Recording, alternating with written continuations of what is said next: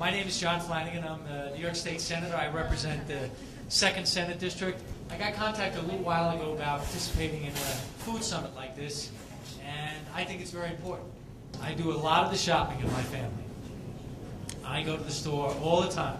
I go for the small things, I go for the big things. I look at the prices, I look at the unit prices, I look at what's on sale, I check my register receipts, I do all that kind of stuff, and frankly it makes me an informed consumer, and I think most of you would probably appreciate this. I meet a lot of my constituents in the food store. Families are spending more money, they're spending more of their disposable income on food, and I see it and hear it from people. When people go to the store, they're taking a closer look. They may not be buying the same items. They're looking for the things that are on sale, and you're going to hear some comments from the folks who are up here today. The whole idea here today, have a good, candid discussion, maybe come up with some ideas that'll help you individually and help all of us collectively. We feel that we have an ethical obligation to actually be part of the solution as a food supplier in helping our customers through this difficult economy.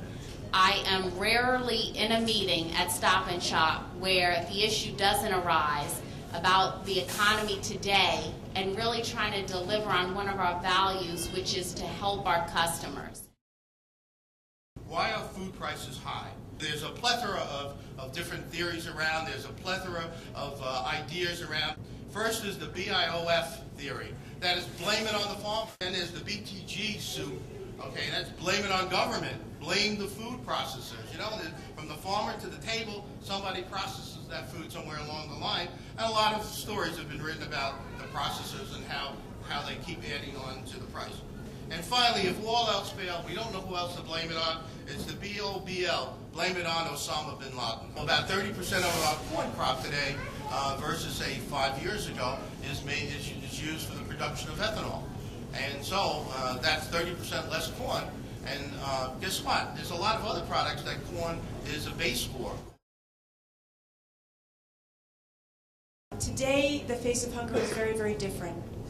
Recently, I had a conversation with a woman whose name is Lorraine. Lorraine was a professional working in the mortgage industry as a mortgage lender for about 13 years. And in November of '07, the owner of the company came to her and said that by tomorrow he needed to know if she would accept a $20,000 pay cut because the industry was doing so poorly. And she decided that she had no choice but to take that pay cut because she needed her job, thinking that come January she would find another job in the industry. Well, come January, February of '08, the industry went completely bust. And Lorraine found herself out of a job and out of an industry. Whether you're young or old, no matter where you live, no matter what your socioeconomic status, there are plenty of people that we know, that we think we know. We have friends and neighbors who are hanging on by a thread. The face of hunger here on Long Island is now made up of professionals, middle-class people, who are struggling to put food on the table for their families, struggling to pay bills. When we come to the supermarket, it costs us a lot more money, about $40 or $50 a week more, just to buy the same products. And quite frankly, it's not because of what the stores are doing by overcharging us. It's really because of production and some of the other things that Tom spoke about. It's the economy that's affecting people from all angles. I ask you just to think about what your daily routine looks like. So where do you go for your morning cup of coffee? Do you make that at home, or are you purchasing that every day? And think about the price of a pound of coffee versus the sale price of your iced coffee on this hot summer morning, or that hot cup of coffee at Dunkin' Donuts every morning. And then what's your expenditure for lunch? Are you brown bagging it? And think about the cost of an entire loaf of bread and deli meats versus spending $6, $7, $8 every day for lunch. Always read a food label. I make this joke, I say you will never buy a shirt without looking at the label.